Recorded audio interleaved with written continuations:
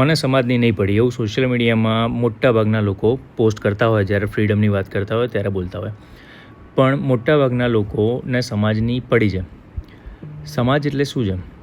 ધારો કે તમે એમ નક્કી કરો કે ભાઈ આજે જે બી સમાજમાં તમે બિલોંગ કરતા હોય કે મારે એમનું કોઈ સાંભળવું નથી, હું નીચે મારા ફ્રેન્ડ્સ જોડે સાંજે 5-7 ફ્રેન્ડ છે એમની જોડે બેસું છું. તમે રોજ એમની સામે બેસો, એમની જોડે બેસો, એમની જોડે વાતો કરો. પછી તમારી લાઈફ ધીરે ધીરે એવી થઈ જાય ને કે એ 5-7 જણા જે હોય ને એ તમારી કમ્યુનિટી બની જાય, તમારો સમાજ બની જાય. પછી તમે શું કરો છો એ તમે એવું વિચારો છો કે આ લોકોને કેવું લાગશે કે ભાઈ રોજ સાંજે જઈને એને મોઢું બતાવવાનું છે ને. સમાજ એ જ છે, બીજું કંઈ છે નહીં. એવું નથી કે ભાઈ તમે કોઈ એક કમ્યુનિટીમાં બિલોંગ કરતા હોય કે કોઈ એક લાસ્ટ નેમ હોય તમારું તો એના કારણે તમારે એવું કરવું પડે. ઘણા નહીં પડી, બહારના દેશોમાં લોકો જતા હોય છે, એમને સમાજના પેલા ગ્રુપમાં એના જતા હોય, એમણે કોણ જોડ લગ્ન કરે, એમના છોકરા શું કરે છે, કેવી રીતે ફેમિલી રેસ કરે છે, એમને સ્ટડી શું કર્યું છે, કોઈને કંઈ ખબર ના હોય, રાઈટ? એમની રીતે લાઈફ જીવી રહ્યા છે. તો એ સમાજના પાર્ટ તો છે જ, રે કહેવાય તો છે જ કે ભાઈ લાસ્ટ નેમમાં જ આવે છે કે આ કમ્યુનિટીમાં બિલોંગ કરીએ છીએ.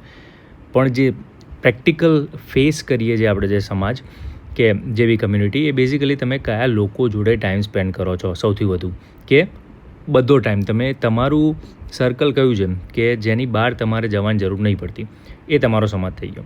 એટલે સૌથી પહેલાં તો આપણે જે પેલું કહીએ છીએ ને કે મને સમાજની નહીં પડી, એવું નથી. તમને પડી છે, દરેકને પડી છે, પણ એ સમાજ તમે એક જુદી રીતે વસ્તુને જુઓ છો. કાં તો એ આપણે સમાજ વર્ડ નથી યુઝ કરવો, આપણે કમ્યુનિટી કરીએ કે ભાઈ તમારું સર્કલ, રાઈટ? કે ભાઈ જે તમારું સર્કલ હોય એ સર્કલની તમને પડી છે. અને જો અત્યારે નહીં પડી હોય તો ટાઈમ સાથે પડશે. કારણ કે આપણે એક સોશિયલ ક્રીચર છીએ. એવું નથી કે ભાઈ ક્યાંક આઇલેન્ડમાં જઈને એકલા રહી શકીએ છીએ. રહી શકતા હોય તો ગ્રેટ, તો ભાઈ તમને ખરેખર નહીં પડી. પણ જે નહીં રહી શકતા એમને કોક એક કમ્યુનિટીની કે કોક એક સરાઉન્ડિંગની કે કોક એક ગ્રુપની પડી છે.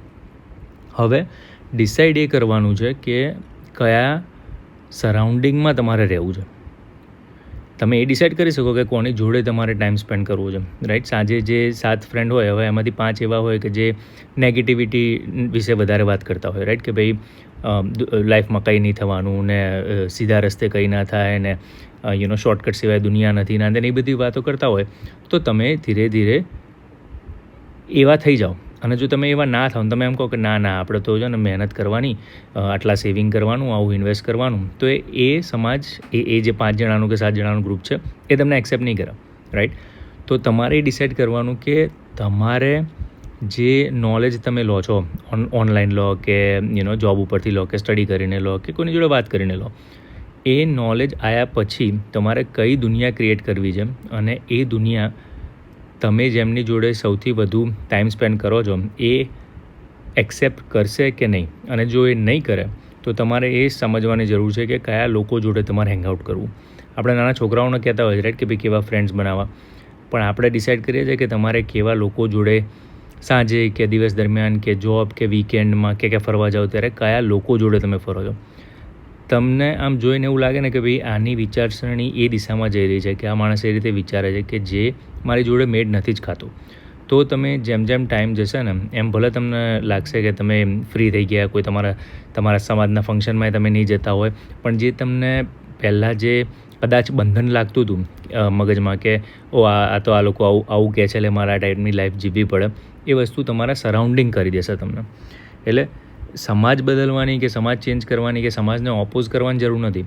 તમારે એ જોવાનું છે કે તમે સૌથી વધુ ટાઈમ કેવા લોકો જોડે સ્પેન્ડ કરો, અને એ ફિગર આઉટ કરી લેશો ને તો તમને ખબર પડી જશે કે કઈ વસ્તુથી લાઈફ ઓટોમેટિકલી ડિઝાઇન થાય છે. કારણ કે કોઈ બી એક ગ્રુપની અંદર તમે રહેતા હોય અને જો ત્યાં નેગેટિવિટી વધારે ભરાયેલી હોય તો ઓટોમેટિકલી જ તમે એ દિશામાં જશો. અને જો 5 બિઝનેસમેન હોય તમારા ફ્રેન્ડમાંથી જે ખરેખર ટ્રાય કરતા હોય, નવી વસ્તુ એક્સપેરિમેન્ટ કરતા હોય, મહેનત કરતા હોય, તમે એવા છઠ્ઠા થઈ જ જાઓ. નેચરલ વસ્તુ છે.